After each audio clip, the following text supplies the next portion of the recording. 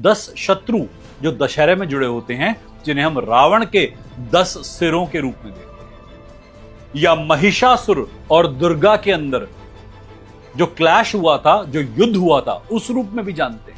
जो लोग आई को, सेल्फ को, सेल्फिशनेस को चुनते हैं, वो अपने ज्ञान को दिल से, हृदय से नीचे तक रोक लेते हैं। अहंकार इंसान का ऐसी बड़ी चीज है जो उसके अंदर लगातार क्रोध को उत्पन्न रखता है। जब तक जीवन में आप एक बिंदु पर ध्यान केंद्रित नहीं कर रहे, आप किसी काम पे फोकस नहीं कर पाएंगे। जब मैं आई से, मैं से हम बन जाऊंगा तो मैं जुड़ जाऊंगा।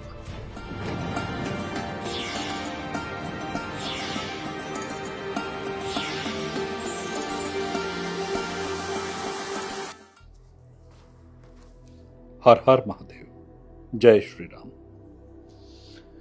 दशहरा ऐसा त्योहार जो अपने आप में एक सीख है अपने अंदर के 10 रिपुओं को हराने की। दशहरा एक ऐसा त्योहार है जिसमें आप अंदर के रावण पर राम की विजय प्राप्त कराते हैं। बाहर पुतला जलाने का त्योहार नहीं है, एक मेले का आनंद लेने का खाली त्योहार नहीं है। इस त्योहार में छुपा है जीवन का एक सार, एक सत्य।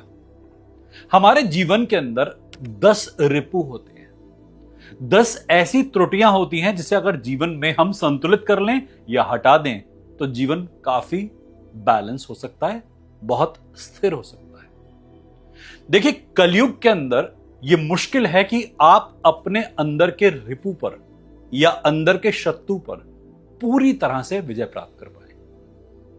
यह कहने में बड़ा सिंपल लगता है कि मेडिटेशन से आप अपने अंदर के आई को, अहम को जीत सकते हैं, पर कलयुग का बहुत बड़ा हथियार भी है अहम, अगर सही समय पर सही तरीके से इस्तेमाल किया जाए।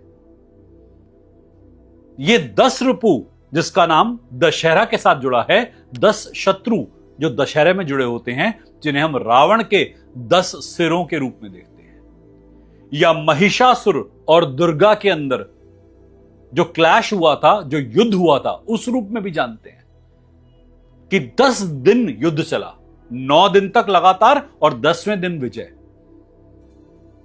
10 विद्याओं की प्राप्ति का भी काल है ये, 10 महाविद्याओं की साधना का काल भी है ये।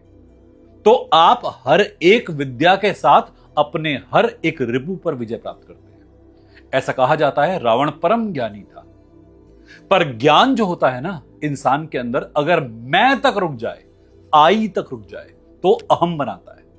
तभी रावण की सारी ऊर्जा नाभि तक उठ पाई, आगे जा ही नहीं पाई।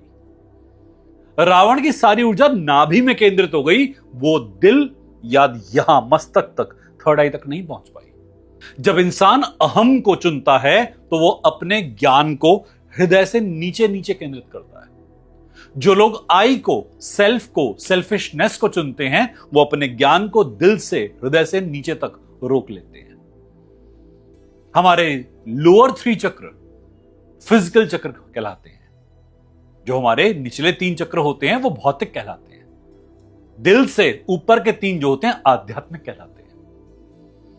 जो आध्यात्म को चुनता है वो यहां तक पहुंचे बगैर रहता नहीं है और यहां से भी ऊपर उठ जाता है।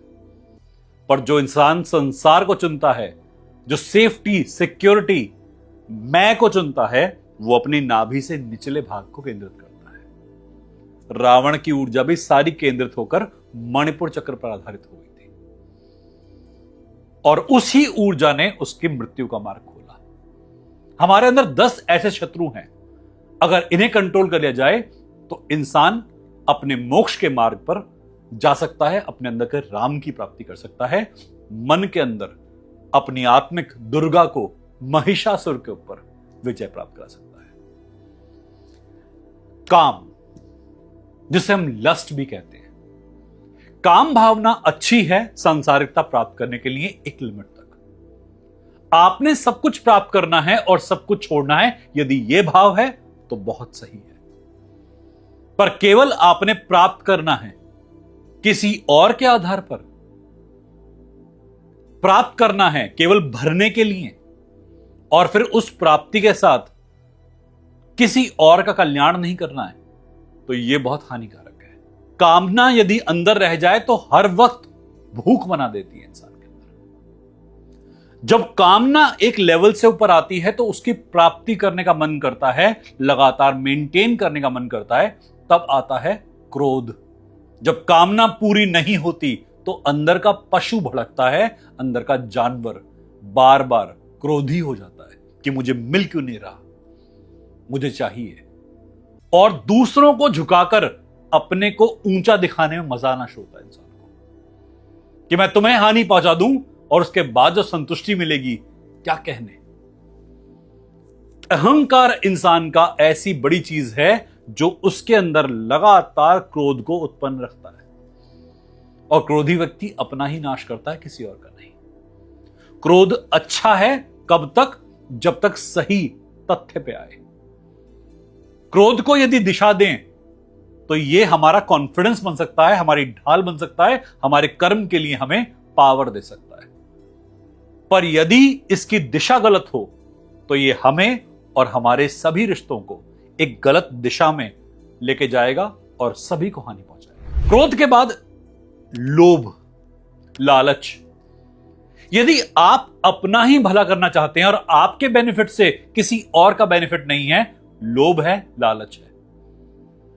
बेनिफिट कभी किसी एक का नहीं होता, ग्रोथ सबकी होती है। ऐसा कहा जाता है कि जो सत्पुरुष होते हैं उनके साथ उनके दोस्त और दुश्मन दोनों ग्रोथ करते हैं। यदि कोई उन्हें पसंद नहीं करता और उसे भी उन्होंने छू लिया, वो भी ग्रोथ करेगा। आपकी यदि लाभ की भावना, लोभ की भावना अपने तक ही सीमित है, नुकसानदायक है। यदि आपके साथ साथ सब चीज ग्रो कर रही है तब वो सही है। तो लोभ का अपने तक सीमित होना सही नहीं है। मोह, मोह जो है ये एक ऐसी चीज है कि ये प्रेम नहीं कहा जाता। लोग मोह को प्रेम से जोड़ लेते हैं कि मुझे बहुत मोह है, मुझे बहुत प्रेम है। मोह है इन्फैचुएशन। ये ऐसी रस्सी है जो आपने बांध रखी है कि तुम मेरे साथ बंधे हुए हो, तुम खुश हो या नहीं हो मुझे फर्क नहीं पड़ता, पर तुम मेरे साथ हो। चाहे मैं तुम्हारे लिए नुकसानदायक ही सही, चाहे मैं तुम्हारे लिए कितना भी गलत सही, पर तुम मेरे साथ बंधे हो तो बंधे रहो, तुम मेरे हो किसी भी कीमत पे। इसे मोह कहते हैं और यह इंसान की मति भ्रष्ट करता है। प्रेम यह होता है कि तुम मेरे रहो, मुझसे दूर रहो, कहीं भी रहो, पर खुश रहो, अपने आप में संपन्न रहो, कमजोर मत हो, कमजोर मत बनो। और मेरे प्यार का मतलब यह नहीं कि मैं तुम्हारे लिए बेड़ी हूं, बंधन हूं। मोह में केवल एक को मजा आ रहा होता है और पूरी तरह से तो उसे भी मजा नहीं आता। और जो इंसान मोह की बेड़ी में बंधा अपने आप को महसूस करता है, दूसरे को बांधता है, तो हमेशा वो जकड़ के रखना चाहता है हर रिश्ते को, और उसके कारण से सभी को कोई ना कोई दिक्कत रहती ही रहती है, घुटन रहती है। मोह के बाद है मद। जब हम किसी को झुका देते हैं, जब हम किसी के ऊपर अपना स्वामित्व, अपना आधिपत्य स्थापित कर देते हैं कि तो आप मेरे हो, मैंने जो कहा था आपने कर दिया।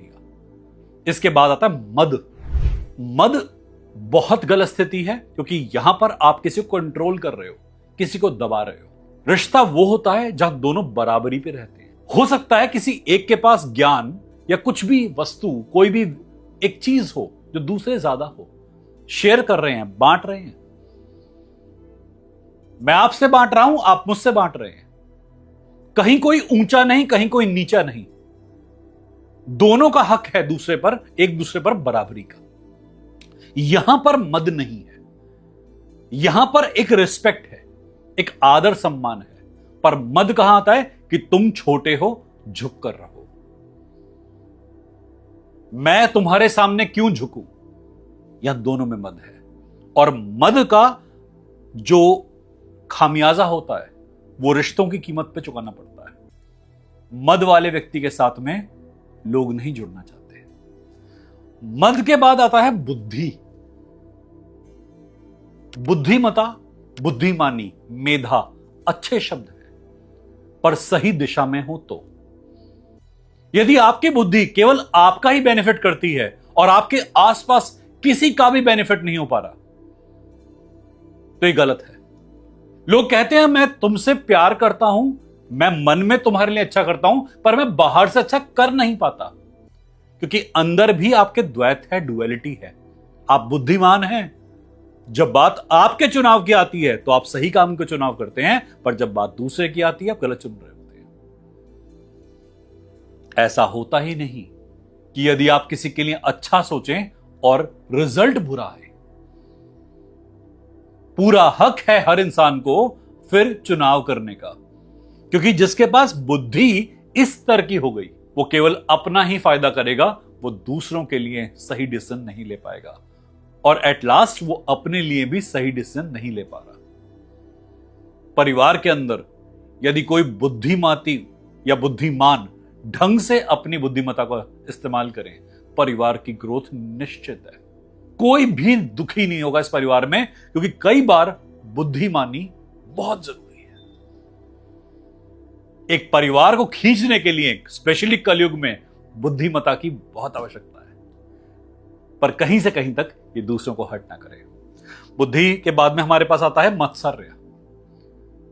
किसी के पास कुछ है, किसी के पास कुछ नहीं है, यहां कंपैरिजन कैसा? आपके पास अपनी महानता है, मेरे पास अपनी महानता है। आप अपने लेवल पे हैं, मैं अपने लेवल पे हूं, दोनों इंपॉर्टेंट है। ऐसा कैसे हो गया कि आप इंपॉर्टेंट नहीं या मैं इंपॉर्टेंट नहीं? हो सकता है कि आपके अनुसार कुछ मेरा फ्रेमवर्क हो जो सही ना लग पा रहा हो, मेरे अनुसार आपका फ्रेमवर्क हो सही ना लग पा रहा हो, पर दोनों की अपनी अपनी रेलेवेंस है। अगर ये यूनिवर्स के अंदर दो डिफरेंट लोग एग्जिस्ट कर पा रहे हैं तो यूनिवर्स ने दोनों को सिलेक्ट किया है। जो भी इररेलेवेंट होगा, किसी काम का नहीं होगा, यूनिवर्स हटा देगा उसे। हमारी बुद्धिमता, हमारे अंदर का मत्सर्य ऐसा नहीं होना चाहिए कि आप और मैं दोनों में से किसी एक का चुनाव होगा। आप मुझे देख के चिढ़े, मैं आपको देख के चिढ़ूं, आप मुझे देख के इनसिक्योर हो, मैं आपको देख के इनसिक्योर हूं। क्यों हो सकता है ऐसा? सब लोग बराबर नहीं होते, हर किसी के अंदर अपनी अपनी स्पेशलिटी होती है, पर बात यह कि हम उस स्पेशलिटी को ढूंढते रहते हैं, वहां तक पहुंच नहीं पाते। यदि आप अपने अंदर की स्पेशलिटी को पहचानना शुरू कर देंगे, अपने मैं को थोड़ा साइड करके, आप देखिएगा आपको जिंदगी में कभी कॉम्पिटिटिवनेस फील ही नहीं होगी। आप कंपटीशन में सक्सेसफुल होंगे बिना इस भावना के कि मुझे किसी को हराना है। आप एग्जाम क्रैक करेंगे बिना इस भावना के कि कल को जब जॉब मिलेगी, रैंक मिलेगी, तो मैं किसी को नीचा दिखाऊंगा। आप सम्मान करेंगे सामने वाले का। कद में तो ऊंचे होंगे बट झुकना जानते होंगे। तो मात्सर्य जो होता है, जो एनवी होती है, ये इंसान को खोखला कर देती है अंदर से। इसके बाद आता है चित्त। चित्त आपके अंदर की एक विल है। विल अगर सही दिशा में हो तो ये बहुत बढ़िया कैरेक्टर है। एक इंसान के अंदर का पुरुषार्थ की भावना है, कुछ कर गुजरने की भावना है। पर अगर विलफुलनेस गलत डायरेक्शन में चली जाए, चित्त आपका भटक जाए, आपका ध्यान हर वक्त किसी एक प्रकृति का, एक प्रकार का बन जाता है। आपकी मनस्थिति ऐसी रहती है कि आप बैलेंस को कभी समझ ही नहीं पाते, ना अपने ना दूसरों के। अपनी एनर्जी का दुरुपयोग करते रहते हैं, और चित्त जब बैलेंस नहीं होता तो इंसान ध्यान नहीं कर पाता, इंसान समाधि को नहीं समझ पाता, शांति को समझ नहीं पाता। और जिसके पास ध्यान नहीं, समाधि नहीं, शांति नहीं, उसके अंदर लगातार एंग्विश, एंग्जाइटी, डिप्रेशन जैसी चीजें बंदी रहती है। तो अपने चित्त को बैलेंस करना बहुत जरूरी है। चित्त के बाद आता है मनस। मनस आपके माइंड का एक फैक्टर है जहां पर आपके अंदर की लगातार सोच, समझ, ज्ञान, अज्ञान, ये सारी की सारी मथनी चलती रहती है। जब हम ध्यान करते हैं तो ध्यान करते वक्त कभी कभी एक स्टेट आती है जहां पर आपके सामने कुछ ना कुछ थॉट्स आ रही हैं, लगातार थॉट्स फेंका जा रहा है मनस आपका। कहीं कनेक्शन, कहीं डिस्कनेक्शन, कोई फ्लैश, कोई वीडियो, कोई आवाज, कोई महक, कुछ ना कुछ आ रहा है। चित्त के बाद मनस को शांत करना बहुत आवश्यक है यदि ध्यान करना चाहते हैं। जो लोग चित्त मनस को कंट्रोल करना सीख जाते हैं वो एक बिंदु पर ध्यान केंद्रित करना सीख जाते हैं। और जब तक जीवन में आप एक बिंदु पर ध्यान केंद्रित नहीं कर रहे, आप किसी काम पे फोकस नहीं कर पाएंगे। कर भी पाएंगे तो वो हिलता डुलता रहेगा। आज कर पा रहे हैं फोकस, कल फिर भटक जाएंगे। और इन सब के बाद आपके सेल्फ को जब आप मीट करने वाले होते हैं, अपने राम को जब आप मिलने वाले होते हैं, वहां खड़ा होता है अहंकार। ये वो 10वां सिर है रावण का जो सबसे विशाल होता है। मैं, मेरा, मुझसे। ये आई का फैक्टर जो वी फैक्टर से जुड़ जाता है। इंग्लिश का एक अल्फाबेट है VWE। जब मैं आई से, मैं से हम बन जाऊंगा तो मैं जुड़ जाऊंगा। व्यक्ति जीवन भर सही के साथ जुड़ नहीं पाता, कहीं भी जुड़ नहीं पाता, क्योंकि वो केवल मैं की भावना से कर सकता है। और जो लोग ग्रोथ करना जानते हैं वो आई से वी बन जाते हैं। वो केवल एक व्यक्ति नहीं है, वो पूरा का पूरा व्यक्तित्व बन जाता है। वो इंसान से सोच बन जाता है। अध्यात्म के अंदर आप केवल एक इंसान नहीं रहते, आप एक ऊर्जा बन जाते हैं। तो ये वी बनना है, वो वही इंसान का ऊर्जा में परिवर्तित होना है। ये दशहरा इन 10 सिरों को काटने का नाम है। और इन सिरों को काटने के लिए लगातार एड्रेस करना पड़ता है। बस इन्हें एड्रेस कीजिए, इनको देखिए। यदि आप इन सिरों को एड्रेस करना सीख जाएंगे, देखना शुरू कर देंगे, आप देखेंगे कि आपके अंदर लगातार परिवर्तन आएगा। क्रिटिसिज्म कोई सॉल्यूशन नहीं है। कई लोग अपने आप को डेली क्रिटिसाइज करते हैं। क्रिटिसाइज नहीं, एनालाइज करना जरूरी है। और साथ में मेडिटेशन, बस अपनी सांसों पे ध्यान। जैसे ही चित्त शांत हुआ, मनस शांत होगा, अहम शांत हो जाएगा और आप गहरे ध्यान में चले जाएंगे। और जैसे ही गहरे ध्यान में गए, आपके सामने राम अपने आप आ जाएंगे। उम्मीद करते हैं दशहरा कुछ अवेकनिंग के साथ में आएगा, जागरण के साथ में आएगा। इस दशहरे को पूरी तरह से धूमधाम से मनाएं, पर अवेकनिंग के साथ। हम सभी आपके साथ हैं। हम सभी आपको हर दिन, हर पल के दशहरे की शुभकामनाएं देते हैं। जय श्री राम। हर हर महादेव। हर हर महादेव। एस्ट्रोलॉजर्स पर लाखों रुपया खर्च करा, कुछ समाधान नहीं मिला। रेमेडीज बहुत करके देख ली, नाम चेंज करके देख लिया, कुछ नहीं मिला। अपने लिए बहुत सारे जुगाड़ करे, नग पहने, मालाएं पहनी, वेस्ट गया। कई बार डॉक्टर्स को पैसे दिए, बीमारियों पे खर्च करा, कुछ फायदा नहीं मिला। ऊर्जा वैसी की वैसी। क्या कोई समाधान है? हां, समाधान है। ला रहे हैं फिर से ऋषिकेश रेकी रिट्रीट। मैं डॉक्टर सिद्धार्थ भारद्वाज आप सभी का स्वागत करता हूं इस साल फिर एक हमारे आयोजन में, जहां पर आप अपने आप को, अपनी ऊर्जा को पहले से बढ़ा सकते हैं संकल्प शक्ति के साथ में। अपने आप को एक बेहतर इंसान, बेहतर हीलर में तब्दील कर सकते हैं, खुद के डॉक्टर बन सकते हैं। आइए ज्वाइन करते हैं इस साल फिर से ऋषिकेश रेकी रिट्रीट को और अपनी ऊर्जा को और आगे तक बढ़ाते हैं। हर हर महादेव।